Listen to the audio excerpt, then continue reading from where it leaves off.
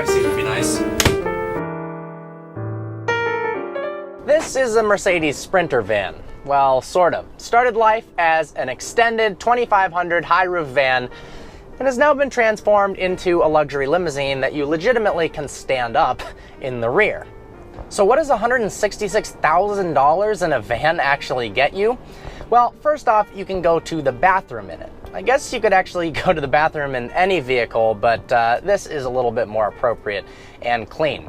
It's got front quilted leather seats like an S-Class, and you can haul 11 people.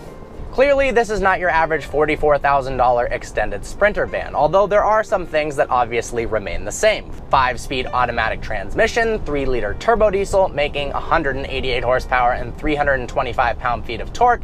0 to 60 happens in literally nobody cares. This model is rear-wheel drive, but you can get it in all-wheel drive.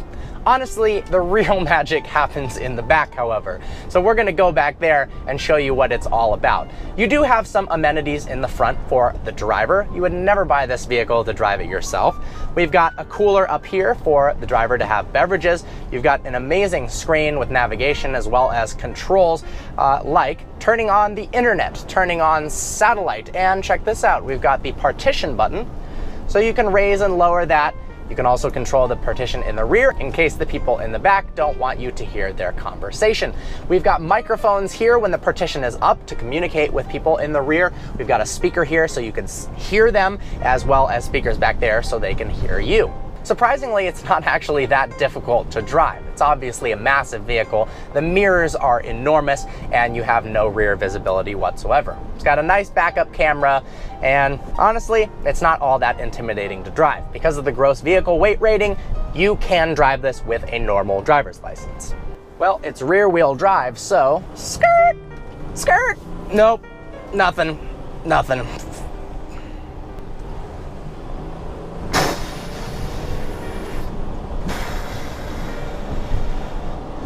Whew, that was a 20 to 40 pull, and about the slowest I've ever experienced. The real magic is obviously in the interior. Midwest Automotive Designs decked out the interior of this van to a level beyond anyone's comprehension. This setup here costs about $90,000 for the renovation, and that is on top of the normal Sprinter van price. The total, $166,000.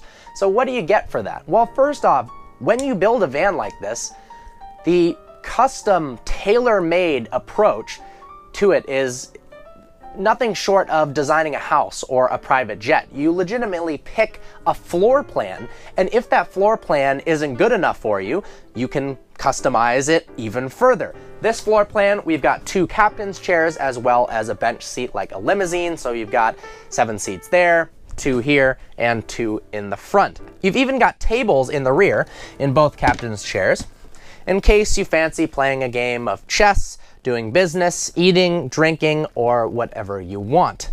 You've got tons of controls as well, located throughout the entire vehicle. We've got accent lights that can go on and off from my seat. We can turn all the lights off. It's pitch black in here now. Well, not really. Turn those back on. You can control the passenger shades. This one's going down. You can also control more than one shade at a time, have all of them go up and down. Let's lower the leg rest here. You can get massaging seats if you want. Really, the sky is the limit. Whatever your budget is, they'll get it done.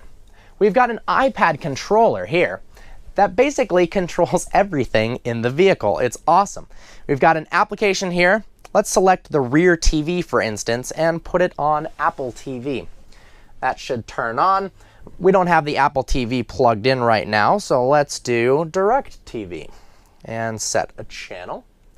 Look, we are literally watching TV right now. There's a giant TV in front of me. You can turn that on with the front TV setting.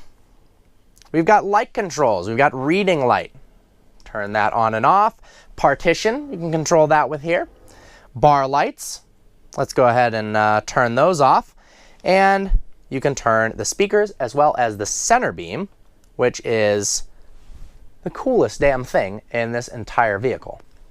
Popped on over to the other side because why the hell not? In a van like this, let's control all of the shades at once. Let's click that, and now I am fully isolated from the world around me. Like I mentioned previously, we've got a partition that you can control from the front and rear. If you do shut the partition, the driver in the front can't hear you, but you've got an intercom system that records your voice, sends it to the driver, and they can hear you through the speaker. Likewise, you can hear through the speaker up here what they are saying if they need to communicate with you. The crazy thing is this vehicle has some of the amenities that a normal Mercedes sedan offers, like lane keep warning. If the driver veers out of the lane, it gives you an indication to tell you to get back in. It can't steer itself like the S-Class, but that's okay. The indicator even chimes a sound back here so that people in the rear can know if the driver is being an idiot, and then you can yell at them. In case you don't feel like having 11 people in your Sprinter van, of course you can convert this into a bed. Not really, but it's plenty long for somebody who's 6 feet tall to lie down. This is insane. I mean, I can literally stand up in this thing. If you're less than 6'3", 6'4", you've had no trouble standing up. Now, this is crazy. If you're into bar-related activities, this van has been spec'd really, really nicely.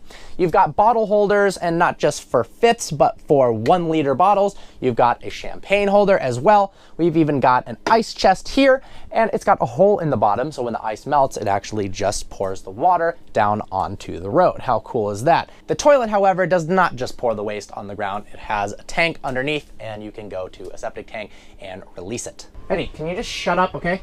Jesus. I'm telling you. Well, we've got ourselves a driver now, so let's see what this thing is like on the road. You can hear the turbo diesel a little bit, but it is pretty isolated.